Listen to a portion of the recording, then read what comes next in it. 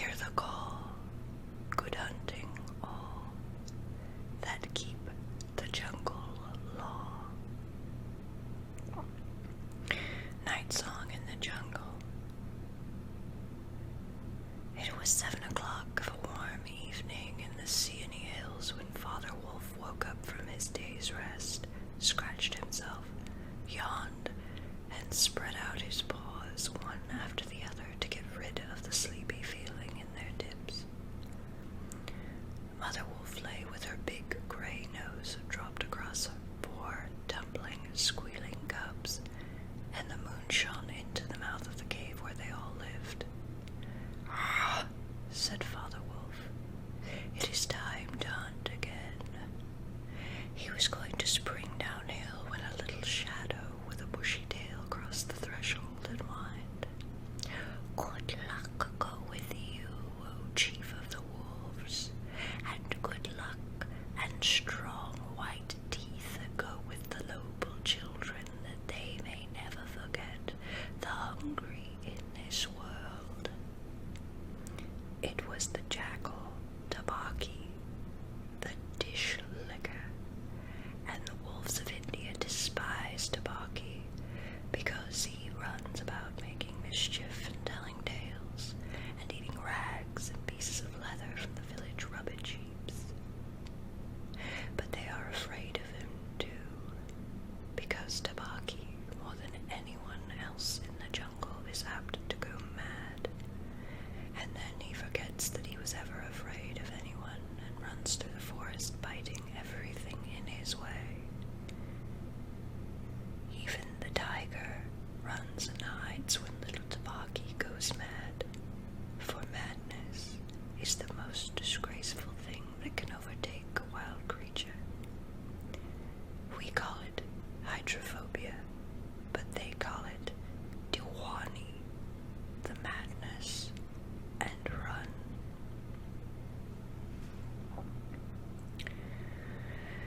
And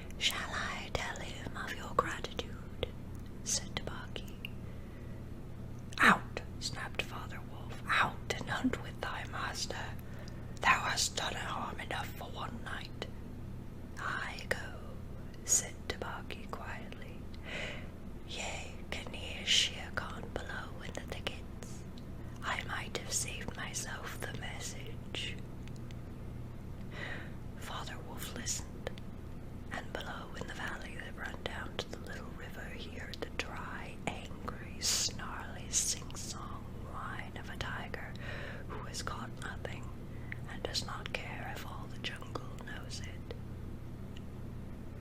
"The fool," said Father Wolf, "to begin a night's work with that noise.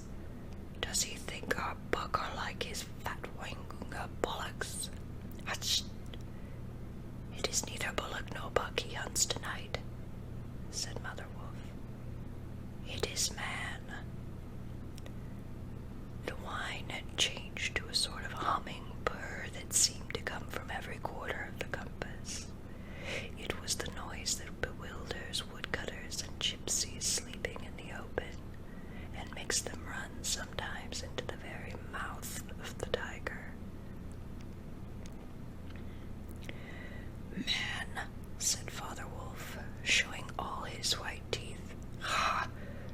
Are there not enough beetles and frogs in the tanks that he must eat man?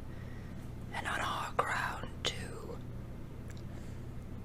The law of the jungle, which never orders anything without a reason, forbids every beast to eat man except when he is killing to show his children how to kill, and then he must hunt outside the hunting grounds of his pack or tribe. The real reason for this is that man-killing means, sooner or later, the arrival of white men on elephants with guns, and hundreds of brown men with gongs, rockets, and torches. Then everybody in the jungle suffers.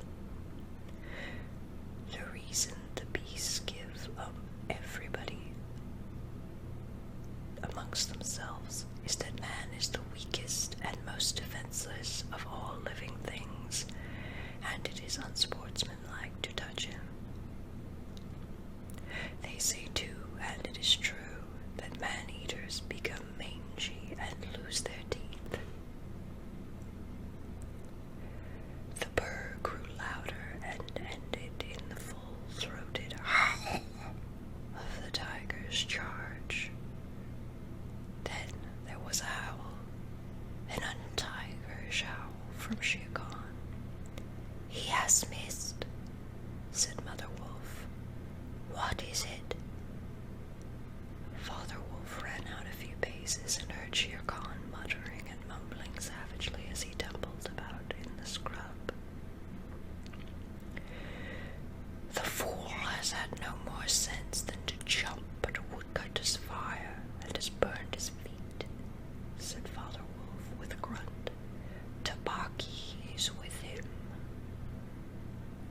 "Something is coming uphill," said Mother Wolf, twitching one ear. "Get ready."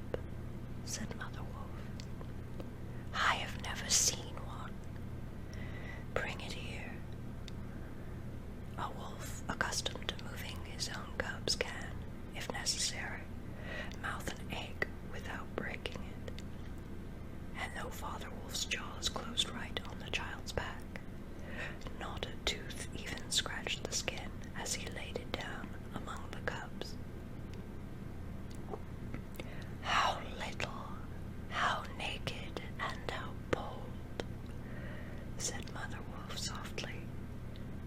The baby was pushing his way between the cubs to get between the soft, close warmth hide. Ah! He is taking his milk with the others. And so this is a man's cub. Now was there ever a wolf that could boast of a man's cub amongst her children? I have heard now and again of such a thing, but never in our pack or in my time, said Father Wolf. He is altogether without hair, and I could kill him with a touch of my foot. But see, he looks up and is not afraid. The moonlight was blocking out the mouth of the cave, for Shere Khan's great square head and shoulders were thrust into the entrance. Tabaqui, behind him, was squeaking, "My lord, my lord, it went in there." "Shere Khan does us great honor," said Father Wolf, but his eyes were very angry. "What does Shere Khan need?" "My quarry. A man's cub went this way," said Shere Khan. "Its parents have run off. Give it to me." Shere Khan had jumped at a woodcutter's campfire, as Father Wolf had said, and was furious from the pain of his burned feet. But Father Wolf knew that the mouth of the cave was too narrow for a tiger to come in by. Even where he was, Shere Khan's shoulders and forepaws were cramped for want of room, as a man's would be if he tried to fight in a barrel. "The wolves are a free people," said Father Wolf. "They take orders from the head of the pack, and not from any striped cattle killer. The man's cub is ours to kill if we choose." "Ye choose and ye do not choose. What talk is this of choosing? By the bull that I killed, am I to stand nosing into your dog's den for my fair dues? It is I, Shere Khan, who speak." The tiger's roar filled the cave with thunder. Mother Wolf shook herself clear of the cubs and sprang forward, her eyes like two green moons in the darkness, facing the blazing eyes of Shere Khan. "And it is I, Raksha the demon, who answers. The man's cub is mine, Lungri, mine to me. He shall not be killed. He shall live to run with the pack and to hunt with the pack. And in the end, look you, hunter of little naked cubs, frog eater, fish killer, he shall hunt thee. Now get hence, or by the sambar that I killed, I eat no starved cattle. Back thou goest to thy mother, bird, beast of the jungle, lamer than ever thou camest into the world. Go." Father Wolf looked on amazed. He had almost forgotten the days when he had won Mother Wolf in fair fight from 5 other wolves, when she ran in the pack and was not called the demon for compliment's sake. Shere Khan might have faced Father Wolf, but he could not stand up against Mother Wolf, for he knew that there he was, she had all the advantage of ground, and would fight to the death. So he backed out of the cave mouth growling, and when he was clear he shouted, "Each dog barks in his own yard. We will see what the pack will say to this fostering of man cubs. The cub is mine, and to my teeth he will come in the end. Oh, bush-tail thieves!" Mother Wolf threw herself down panting among the cubs, and Father Wolf said to her gravely, "Shere Khan speaks this much truth. The cub must be shown to the pack. Wilt thou keep him, mother, still?" "Keep him," she gasped. "He came naked by night, alone, and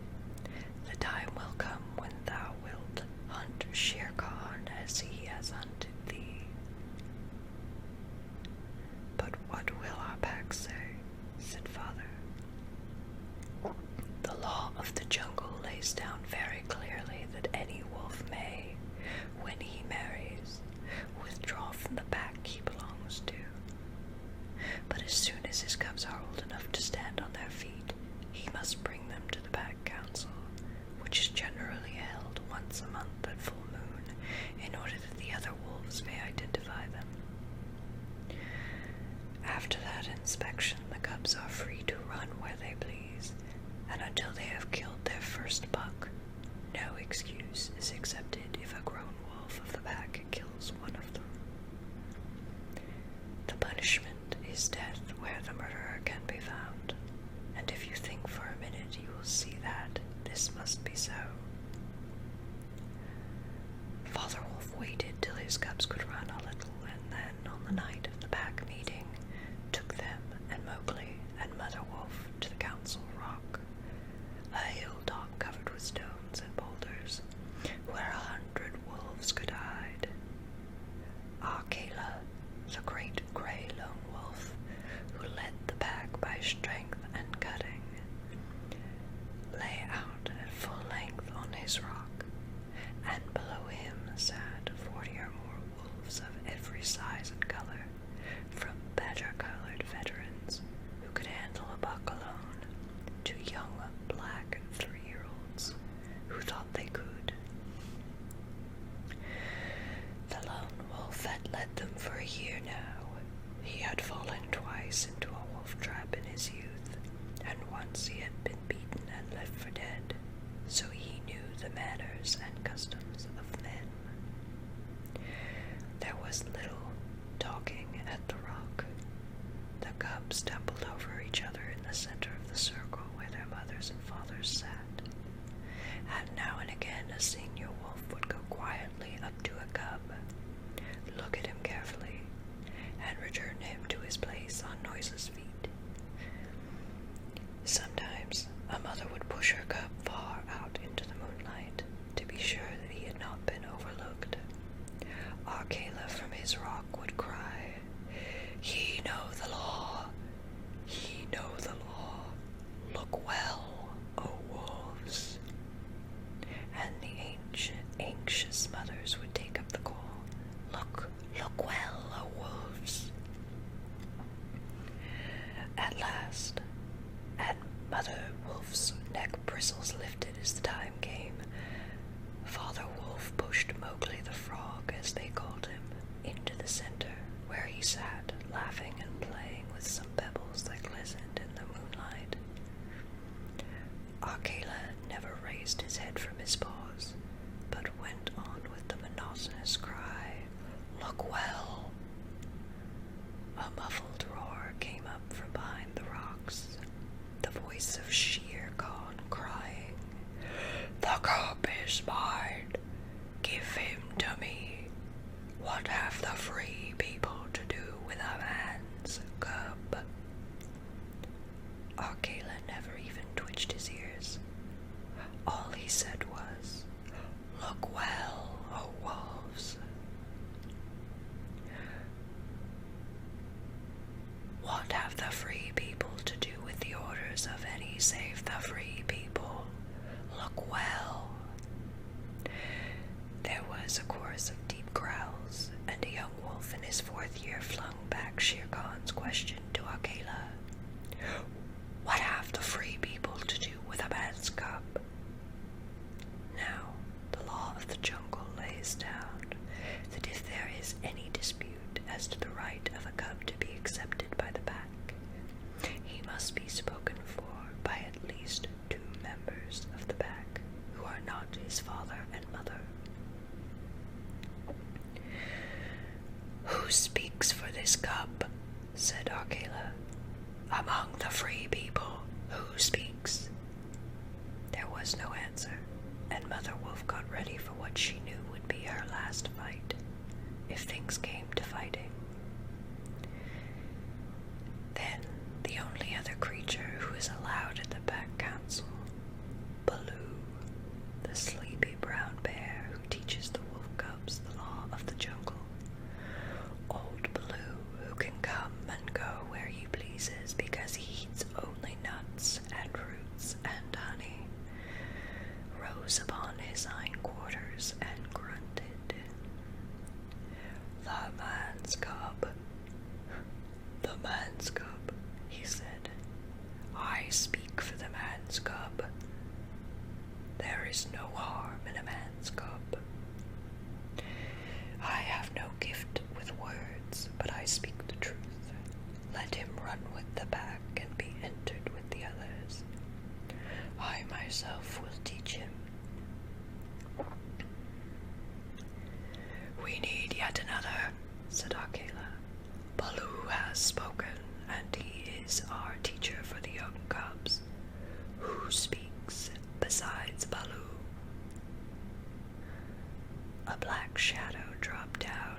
circle.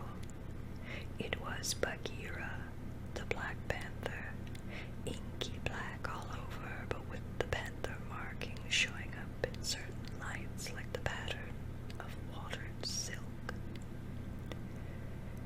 Everybody knew Bagheera, and nobody cared to cross his path, for he was as cunning as Tabaqui, as bold as the wild buffalo, and as reckless as the wounded elephant. But he had a voice as soft as wild honey dripping from a tree, and a skin softer than down. "Oh, Akela, and ye the free people," he purred, "I have no right in your assembly, but the law of the jungle says that if there is a doubt, which is not a killing matter in regard to a new cub, the life of that cub may be bought at a price. And the law does not say who may or may not pay that price. Am I right?" "Good, good," said the young wolves, who are always hungry. "Listen to Bagheera. The cub can be bought for a price. It is the law." "Knowing that I have no right to speak here, I ask your leave." "Speak then," cried 20 voices. "To kill a naked cub is a shame. Besides, he may make better sport for you when he is grown. Baloo has spoken in his behalf. Now, to Baloo's word, I will add 1 bull and a fat one, newly killed not half a mile from here, if ye will accept the man's cub according to the law. Is it difficult?" There was a clamor of scores of voices saying, "What matter? He will die in the winter rains. He will scorch in the sun. What harm can a naked frog do? Let him run with the pack. Where is the bull, Bagheera? Let him be accepted." And then came Akela's deep bay, crying, look well, O wolves." Mowgli was still deeply interested in the pebbles, and he did not notice when the wolves came and looked at him one by one. At last they all went down the hill for the dead bull, and only Akela, Bagheera, Baloo, and Mowgli's own wolves were left. Shere Khan roared still in the night, for he was very angry that Mowgli had not been handed over to him. "I roar well," said Bagheera under his whiskers, "for the time will come when this naked thing will make thee roar to another tune, or I know nothing of man." "It was well done," said Akela. "Men and their cubs are very wise. He may well be a help in time." "Truly, a help in time of need, for none can hope to lead the pack forever," said Bagheera. Akela said nothing. He was thinking of the time that comes to every leader of every pack, when his strength goes from him and he gets feebler and feebler, till at last he is killed by the wolves and a new leader comes up to be killed in his turn. "Take him away," he said to Father Wolf, "and train him as befits one of the free people." And that is how Mowgli was entered into the Seeonee wolf pack for the price of a bull, and on Baloo's good word.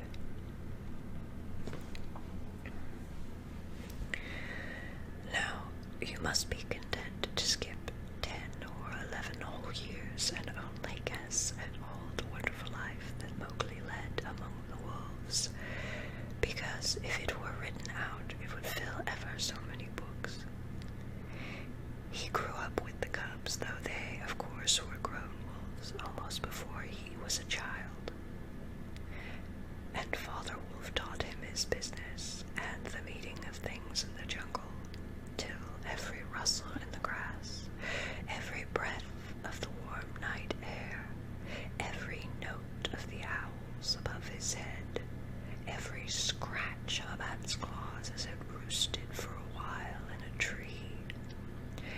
every splash of every little fish jumping in a pool meant just as much to him as the work of his office means to a businessman.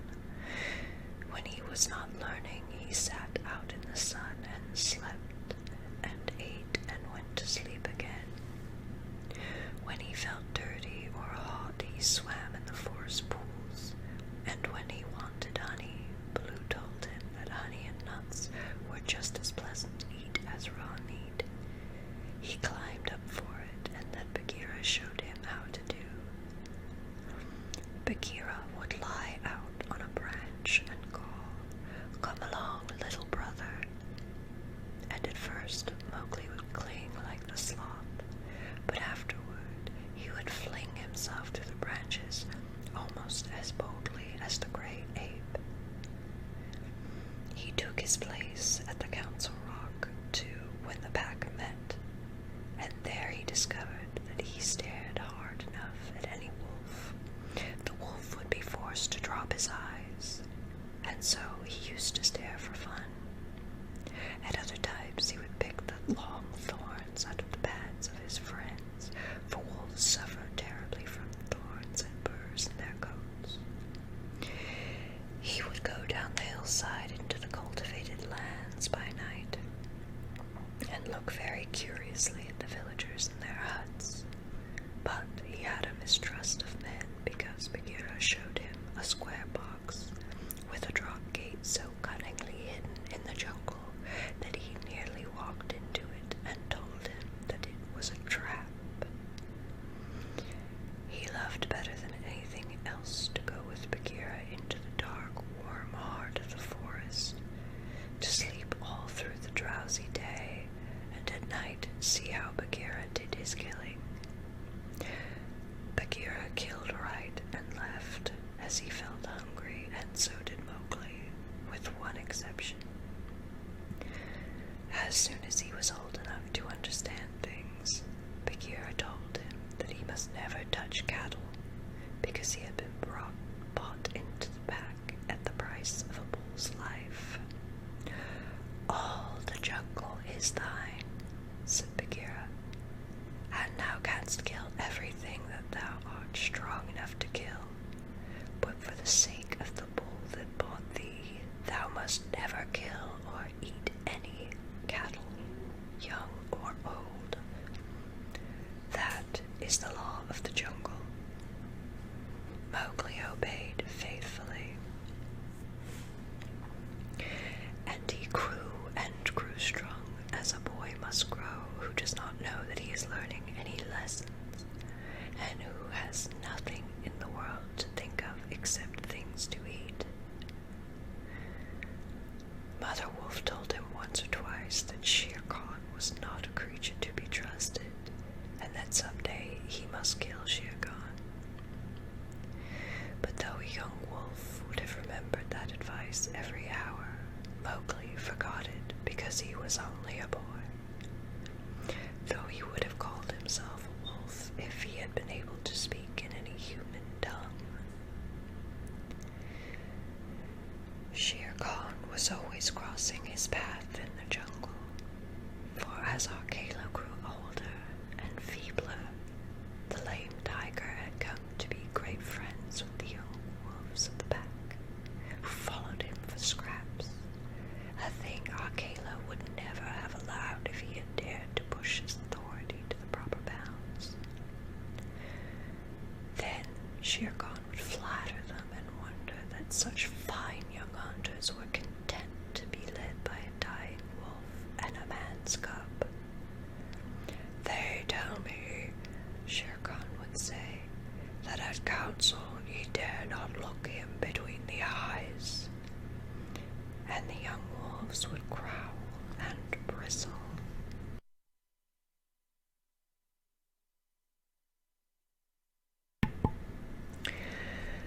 Bagheera, who had eyes and ears everywhere, knew something of this, and once or twice he told Mowgli in so many words that Shere Khan would kill him someday. Mowgli would laugh and answer, "I have the pack, and I have thee and Baloo. Though he is so lazy, might strike a blow or two for my sake. Why should I be afraid? It was one very warm day that a new notion came to Bagheera, born of something that he had heard. Perhaps Iki the porcupine had told him, but he said to Mowgli when they were deep in the jungle, as the boy lay with his head on Bagheera's beautiful black skin, "Little brother, how often have I told thee that Shere Khan is thy enemy?" "As many times as there are nuts on that palm," said Mowgli, who naturally could not count. "What of it? I am sleepy, Bagheera, and Shere Khan is all tail and all talk, like Mao the peacock. But this is no time for sleeping. Baloo knows it, I know it, the pack know it, and even the foolish deer know. Tabaqui has told thee too." "Ho, ho," said Mowgli. "Tabaqui came to me not long ago with some rude talk that I was a naked man's cub and not fit to pick nuts. But I caught Tabaqui by the tail and swung him twice against a palm tree to teach him better manners. That was foolishness, for though Tabaqui is a mischief maker, he would have told thee of something that concerned thee closely. Open those eyes, little brother. Shere Khan dare not kill thee in the jungle. But remember, Akela is very old, and soon the day comes when he cannot kill his buck, and then he will be leader no more. Many of the wolves that looked thee over when thou was brought to the Council Rock first are old too, and the young wolves believe, as Shere Khan has taught them, that a man cub has no place with the pack. In a little time thou wilt be a man." "And what is a man that he should not run with his brothers?" said Mowgli. "I was born in the jungle. I have obeyed the law of the jungle, and there is no wolf of ours from whose paws I have not pulled a thorn. Surely they are my brothers." Bagheera stretched himself at full length and half shut his eyes. "Little brother," said he, "feel under my jaw." Mowgli put up his strong brown hand, and just under Bagheera's silky chin, where the giant rolling muscles were all hid by the glossy hair, he came upon a little bald spot. "There is no one in the jungle that knows I, Bagheera, carry that mark, the mark of the collar. And yet, little brother, I was born among men, and it was among men that my mother died in the cages of the king's palace at Udaipur. It was because of this that I paid the price for thee at the council when thou wast a naked little cub. Yes, I too was born among men. I had never seen the jungle. They fed me behind bars from an iron pan, till one night I felt that I was Bagheera the panther, and no man's plaything, and I broke the silly lock with one blow of my paw and came away. And because I had learned the ways of men, I became more terrible in the jungle than Shere Khan. Is it not so?" "Yes," said Mowgli.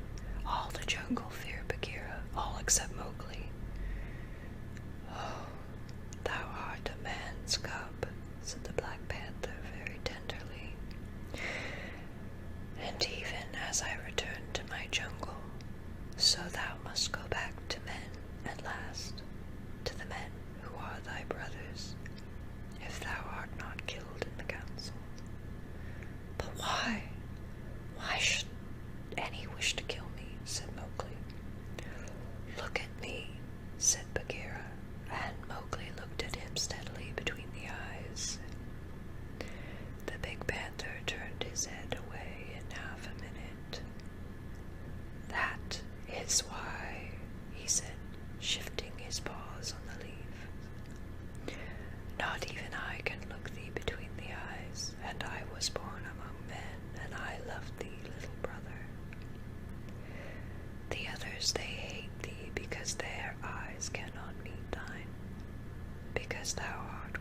eyes, because thou hast pulled out thorns from their feet, because thou art a man. I did not know these things, said Mowgli sullenly, and he frowned under his heavy black eyebrows. What is the law of the jungle? Strike first and then give tongue. By thy very carelessness they know that thou art a man, but be wise. It is in my heart that when Akela misses his next kill, and at each hunt it costs him more to pin the buck, the pack will turn against him and against thine. They will hold a jungle council at the rock, and then, I have it, said Bagheera, leaping up. Go thou down quickly to the man's huts in the valley, and take some of the red flower which grow there, so that when the time comes thou mayest have even a stronger friend than I or Baloo, or those of the pack that love thee. Get the red flower. By red flower, Bagheera meant fire. Only no creature in the jungle will call fire by its proper name. Every beast lives in the deadly fear of it and invents 100 ways of describing it. The red flower, said Mowgli, that grows outside their huts in the twilight. I will get some. There speaks the man's cub, said Bagheera proudly. Remember that it grows in little pots. Get one swiftly and keep it by thee for a time of need. Good, said Mowgli. I go. But art thou sure? Oh, my Bagheera. He slipped his arm around the splendid neck and looked deep into the big eyes. Art thou sure that all this is Shere Khan's doing? By the broken lock that freed me, I am sure, little brother. And by the bull that bought me, I will pay Shere Khan full tale for this, and it may be a little over, said Mowgli as he bounded away. That is a man. That is all a man, said Bagheera to himself, lying down again. Oh, Shere Khan, never was a blacker hunting than the frog hunt of thine 10 years ago.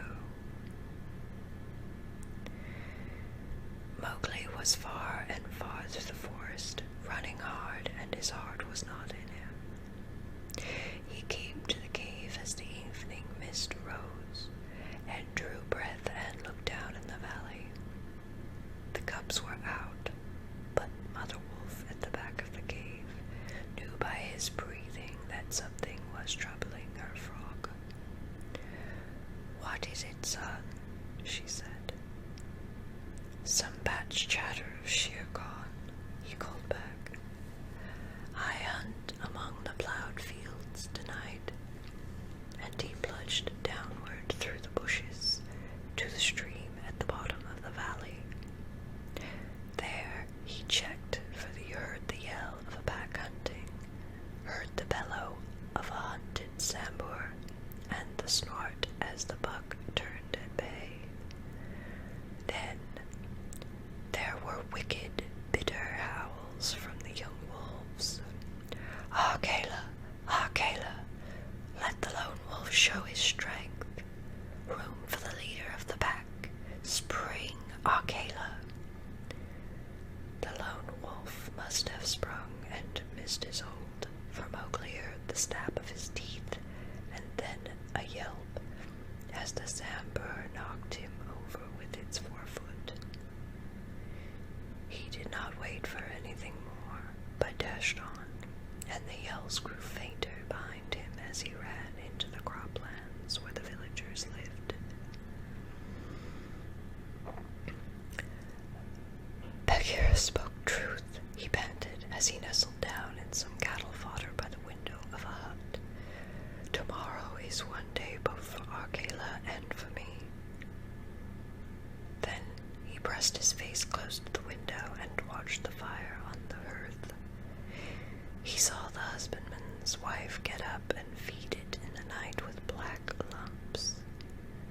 And when the morning came and the mists were all white and cold, he saw the man's child pick up a wicker pot plastered inside with earth, fill it with lumps of red-hot charcoal, put it under his blanket, and go out to tend the cows and the byre. "Is that all?" said Mowgli. "If a cub can do it, there is nothing to fear." So he strode around the corner and met the boy, took the pot from his hand, and disappeared into the mist while the boy howled with fear. "They are very like me," said Mowgli, blowing into the pot as he had seen the woman do. "This thing will die if I do not give it things to eat." And he dropped twigs and dried bark on the red stuff. Halfway up the hill he met Bagheera with the morning dew shining like moonstones on his coat. "Our Kayla has missed," said the panther. "They would have killed him last night, but they needed 3. They needed thee also. They were looking for thee on the hill." "I was in the plowed lands. I am ready, see." Mowgli held up the fire pot. "Good. Now, I have seen men thrust a dry branch into that stuff, and presently the red flower blossomed at the end of it. Art thou not afraid?" "No. Why should I fear? I remember now, if it is not a dream, how, before I was a wolf, I lay beside the red flower, and it was warm and pleasant." All that day Mowgli sat in the cave tending his fire pot and dripping dry branches into it to see how they looked. He found a branch that satisfied him, and in the evening, when Tabaqui came to the cave and told him rudely enough that he was wanted at the council rock, he laughed till Tabaqui ran away. Then Mowgli went to the council, still laughing. Akela, the lone wolf, lay by the side of his rock as a sign that the leadership of the pack was open, and Shere Khan, with his following of scrap-fed wolves, walked to and fro, openly being flattered. Bagheera lay close to Mowgli, and the fire pot was between Mowgli's knees. When they were all gathered together, Shere Khan began to speak, a thing he would never have dared to do when Akela was in his prime. "He has no right," whispered Bagheera. "Say so. He is a dog's son. He will be frightened." Mowgli sprang to his feet. "Free people," he cried. "Does Shere Khan lead the pack? What has a tiger to do with our leadership?" Seeing that leadership is yet open, and being asked to speak, Shere Khan began. "By whom?" said Mowgli. "Are we all jackals to fawn on this cattle butcher? The leadership of the pack is with the pack alone." There were yells of "Silence, thou man's cub! Let him speak, he has kept our law." And at last the seniors of the pack thundered, "Let the dead wolves speak." When a leader of the pack has missed his kill, he is called the dead wolf as long as he lives, which is not long. Akela raised his old head wearily. "Free people, and ye too, jackals of Shere Khan. For 12 seasons I have led ye to and from the kill, and in all that time not one has been trapped or maimed. Now I have missed my kill. Ye know how that plot was made. Ye know how ye brought me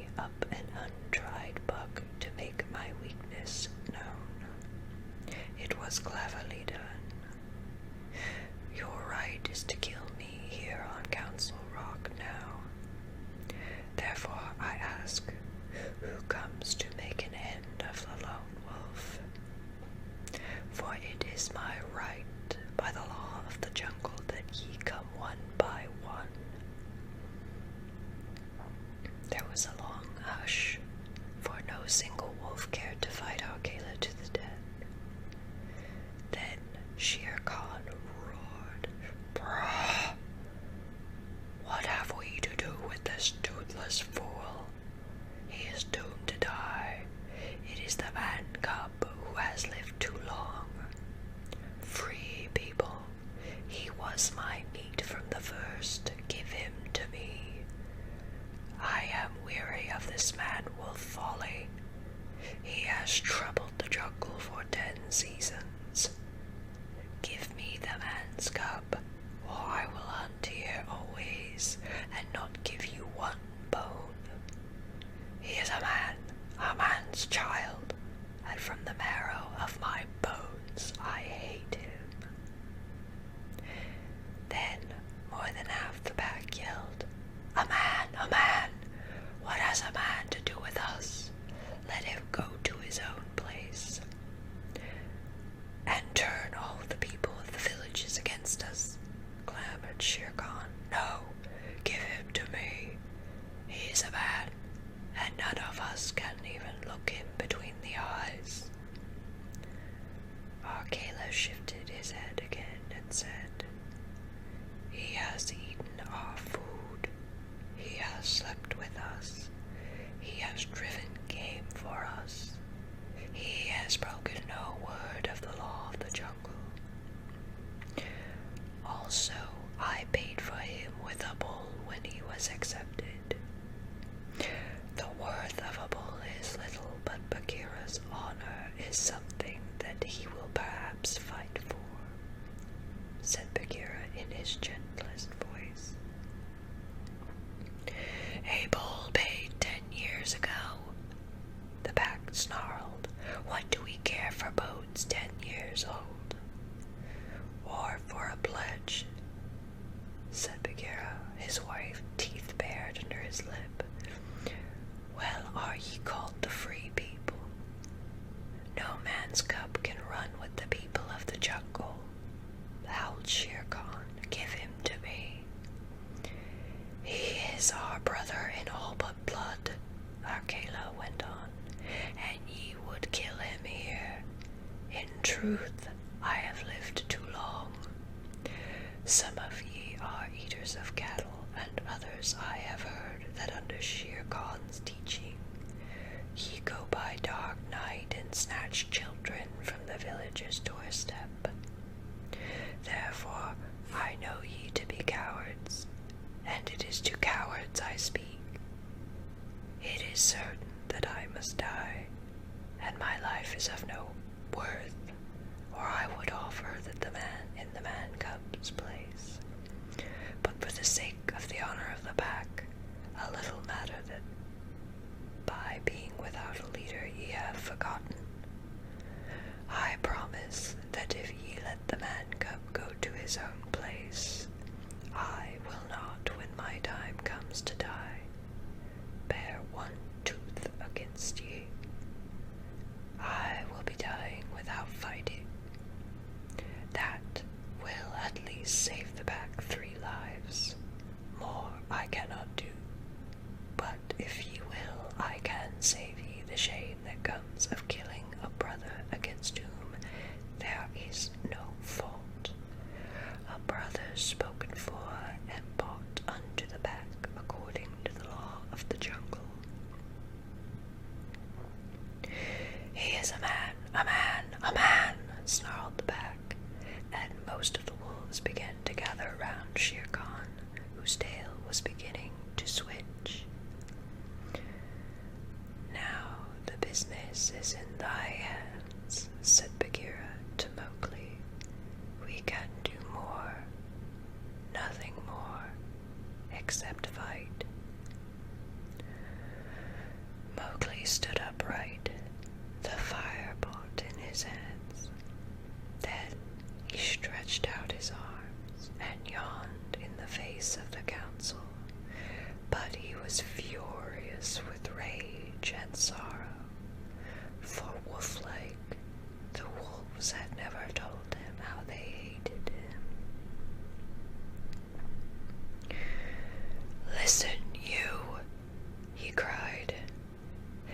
is no need for this dog's jabber. Ye have told me so often tonight that I am a man, and indeed I would have been a wolf with you to my life's end, that I feel your words are true. So I do not call ye my brothers any more, but zag dogs, as a man should. What ye will do and what ye will not do is not yours to say. That matter is with me, and that we may see the matter more plainly, I, the man, have brought here a little of the red flower which ye dogs fear. He flung the fire pot on the ground, and some of the red coals lit a tuft of dried moss that flared up, as all the council drew back in terror before the leaping flames. Mowgli thrust his dead branch into the fire, till the twigs lit and crackled and whirled it above his head among the cowering wolves. "Thou art the master," said Bagheera in an undertone. "Save Akela from the death. He was ever thy friend." Akela, the grim old wolf, who had never asked for mercy in his life, gave one piteous look at Mowgli as the boy stood all naked, his long black hair tossing over his shoulders in the light of the blazing branch that made the shadows jump and quiver. "Good," said Mowgli, staring round slowly. "I see that ye are dogs. I go from you to my own people, if they be my own people. The jungle is shut to me, and I must forget your talk and your companionship. But I will be more merciful than ye are, because I was all but your brother in blood. I promise that when I am a man among men, I will not betray ye to men as ye have betrayed me." He kicked the fire with his foot, and the sparks flew up. "There shall be no war between any of us in the pack, but here is a debt to pay before I go."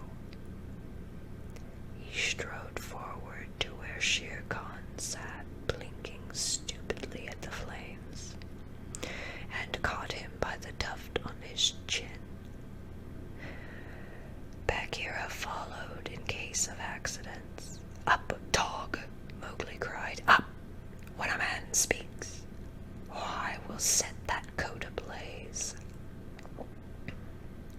Shere Khan's ears lay flat back on his head, and he shut his eyes, for the blazing branch was very near.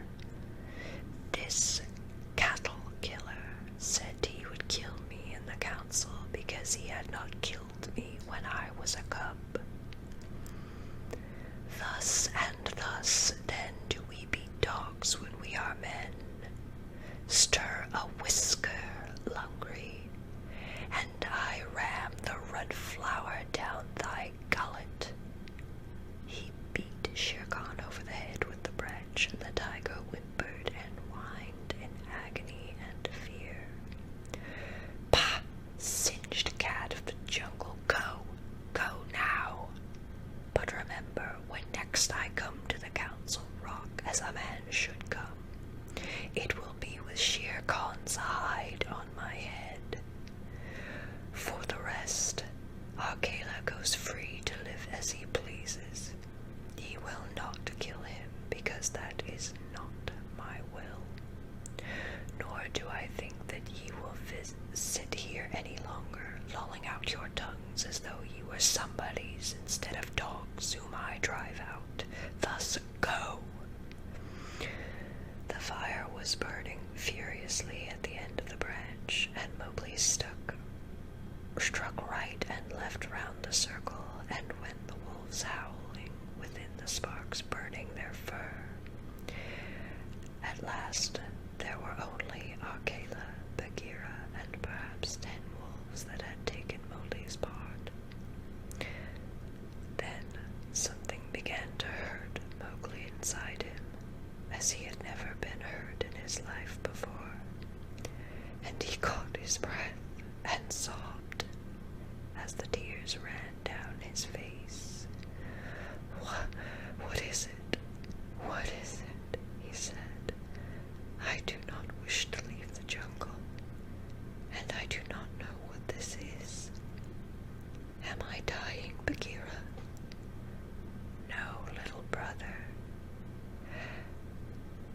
is only tears, such as men use, said Bagheera. Now I know thou art a man, and a man's cub no longer. The jungle is shut indeed to thee henceforward. Let them fall, Mowgli. They are only tears. So Mowgli sat and cried, as though his heart would break, and he had never cried in all his life before. Now, he said, I will go to men, but first I must say farewell to my mother. And he went to the cave where she lived with Father Wolf, and he cried on her coat while the 4 cubs howled miserably. You will not forget me, said Mowgli. Never while we can follow a trail, said the cubs. Come to the foot of the hill when thou art a man, and we will talk to thee, and we will come into the croplands to play with thee by night. Come soon, said Father Wolf. A wise little frog comes again soon, for we be old, thy mother and I. Come soon, said Mother Wolf, little naked son of mine. For listen, child of man, I loved thee more than ever I loved my cubs. I will surely come, said Mowgli, and when I come it will be to lay out Shere Khan's hide upon the council rock. Do not forget me. Tell them in the jungle never to forget me. The dawn was beginning to break when Mowgli went down the hillside alone.